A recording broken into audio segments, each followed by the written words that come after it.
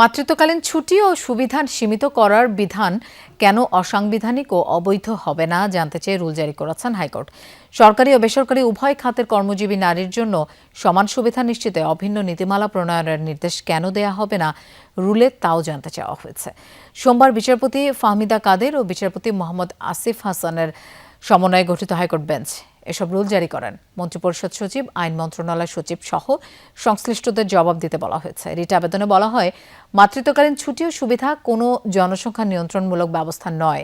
এটি মা ও নবজাতকের মৌলিক স্বাস্থ্য, মর্যাদা, সমতা ও সাংবিধানিক অধিকারের সঙ্গে সম্পর্কিত।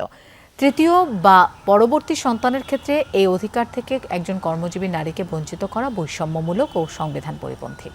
এছাড়া সরকারি ও বেসরকারি প্রতিষ্ঠানে ভিন্ন ভিন্ন নীতিমালা থাকায় কর্মজীবী নারীদের মধ্যে বৈষম্য সৃষ্টি হচ্ছে, যা সমতা ও আইনের সমান সুরক্ষার নীতির সঙ্গে অসামঞ্জস্যপূর্ণ।